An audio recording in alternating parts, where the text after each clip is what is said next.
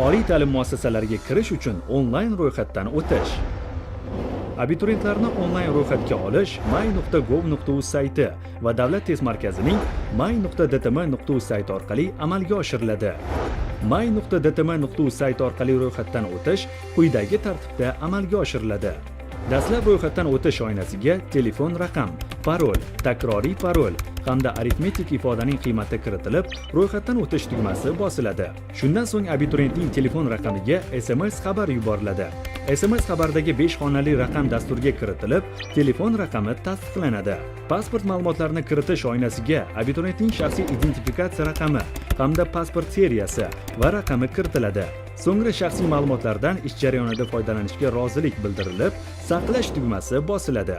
Doimiy yashash manzili oynasiga pasport bo'yicha doimiy ro'yxatga olingan manzil kiritiladi. Bunda abituriyentning doimiy ro'yxatga olingan viloyati va tumani dastur orqali tanlanib, to'liq manzil yoziladi. Masalan, Mustaqillik ko'chasi 61-uy. Tugatgan ta'lim muassasasi oynasidan abituriyent tamomlagan ta'lim muassasasi turi, muassasa joylashgan viloyat va tuman, muassasa nomi hamda muassasani tugatgan yili tanlanib, hujjat seriyasi va raqami yoziladi. Agar abituriyentning tugatgan ta'lim muassasasi dasturda mavjud bo'lmasa, muassasa turidan boshqa o'quv yurti tanlanib, muassasa nomi yozma kiritiladi. Shundan so'ng bosh sahifaga o'tiladi. Agar abituriyentni chet tili bo'yicha milliy yoki xalqaro sertifikat mavjud bo'lsa, chet tili sertifikati bo'limiga kirib, sertifikat ma'lumotlari kiritiladi. Abituriyentda boshqa turdagi imtiyozlar mavjud bo'lsa, bu imtiyozlar tegishli vazirlik va idoralardan olingan ma'lumotlar asosida avtomatik to'ldiriladi. Agar abituriyentning imtiyozi chiqmasa, abituriyent imtiyozni taqdim etgan vazirlik yoki idoraga murojaat qilishi lozim.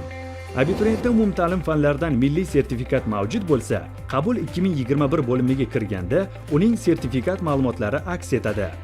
Abituriyent sertifikatidan foydalanishni tasdiqlashi yoki rad etishi mumkin. Test topshirish hududi, ta'lim shakli, ta'lim tili va test topshirish alifbosi tanlangandan so'ng ustuvorlik sifatida davlat granti yoki davlat granti va to'lov kontraktdan biri tanlanadi. So'ngra birinchi oliy ta'lim muassasasi va ta'lim yo'nalishi tanlanadi. Shundan so'ng abituriyentga fanlar majmuasi bir xil bo'lgan 5 tagacha ta'lim yo'nalishini tanlash imkoniyati beriladi. Bunda ta'lim yo'nalishlarini bitta oliy ta'lim muassasasi yoki turli oliy ta'lim muassasalari doirasida tanlash mumkin. Shundan so'ng ma'lumotlarni tasdiqlash uchun abituriyentning telefon raqamiga SMS xabar yuboriladi. SMS xabardagi 5 xonali raqamni dasturga kiritish orqali ma'lumotlar tasdiqlanadi. Ma'lumotlar tasdiqlanganidan so'ng abituriyent qayd varaqasi shakllanadi. Qayd varaqa abituriyentning shaxsiy ma'lumotlari, tanlagan ta'lim yo'nalishlari, test topshiriladigan fanlar, test topshirish hududi, imtiyozlari, abituriyentlarga eslatma va abituriyent ro'yxatga olingan vaqt aks etgan bo'ladi. Yuklab olish tugmasi orqali abituriyent qayd varaqasini yuklab olishi mumkin. Abituriyentlar ro'yxatdan o'tish muddati tugagunga qadar o'z ma'lumotlarini o'zgartirishlari va qayd varaqasini qayta yuklab olishlari mumkin.